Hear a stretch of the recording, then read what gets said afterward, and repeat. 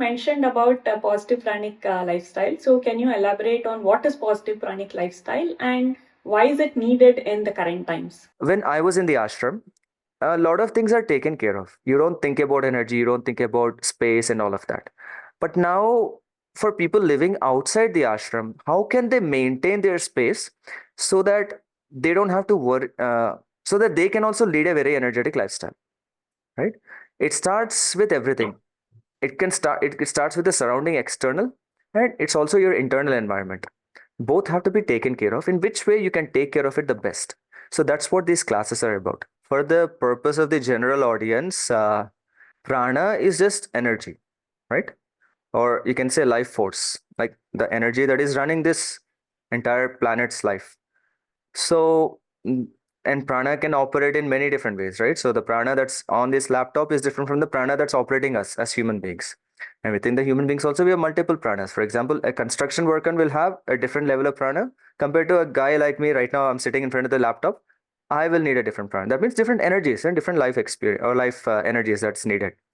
So, because of our lifestyle today, there's not a lot of physical activity.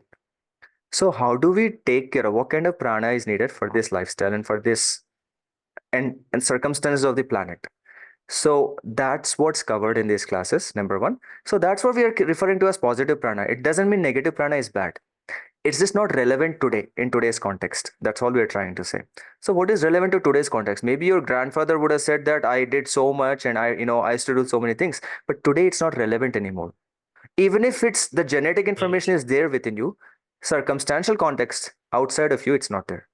So that's one thing. And the second thing is no, we want to we want individuals to grow beyond normal to health. So in today's world, we've reduced the definition of health to mediocrity. That means you don't have diseases, you're healthy. And that is not correct. That's not the right way of living. I'm saying that is not the best way to live because there are options. If there are no options, you can say, yeah, you can say, okay, this is the way we want to live.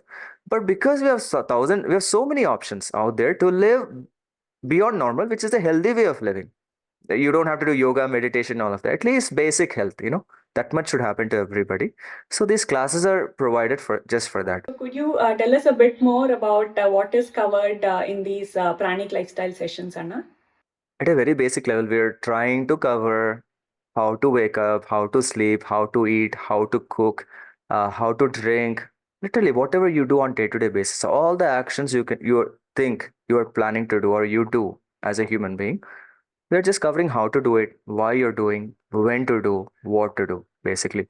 That's the essence of all these classes because there's a way to be, right? We're trying to cover that. Yes. Right. So essentially, unfortunately, because a question within me was burning, right? All these like whatever I just shared, why to eat, when to eat, what to eat, how to eat. These questions are always burning within me. I learned quite a bit from the ashram. Again, my mentor was a role model. Like, he shared the best practices and everything. We actually implemented all of that in the ashram and we grew, everything changed for us when we've implemented all of these in the ashram. And a few of the aspects were still not covered, and other gurus from outside we encountered, they filled in those gaps, and that's when it became complete. So now, yeah. So as far as cooking is concerned, you don't have to compromise on what you're. Let's say for example, you're eating rice. The point is not about you should not eat rice or you should eat rice. You can make a choice yourself, but how you can cook the rice so that the prana is retained in the rice, right? At the end of the day, that's what it is, right? When you're eating something within that, we're calling it energy, right? Something within that, the energy should get transferred to you, or else there's no point in eating, right? So at least it can be useful to us if the energy is transferred. I know now. One thing is like when I joined your sessions, I'm really lucky to be a part of your pranic lifestyle sessions. Before joining your course, I was under the impression that wow, I have done from past 6-7 years. We've been eating twice a day since we started doing Shambhavi Mahamudra. That's when the shift happened from eating thrice to twice a day, and it was like a gradual shift that happened. Uh, However, I was thinking, okay, I'm not eating onion, garlic, and some of the negative pranic substances, so I'm eating healthy. But when I attend your class, I was like, oh my God, there is so much more. The pranic aspects, how to, yeah, how to retain So there's one thing prana was something which I had no clue about, and it definitely opened my mind to it. Yeah. Likewise, Akka. It's the same thing for me also because initially I thought, okay, if we don't eat certain things, that is good enough. But the things we're eating, how are we making it? Right? How are we making it happen within ourselves? Just give you a simple example. Recently, I mean, not recently, like Sadhguru spoke recently in some video. He was saying, if you want to eat almonds, you have to take the peels off and consume almonds, right?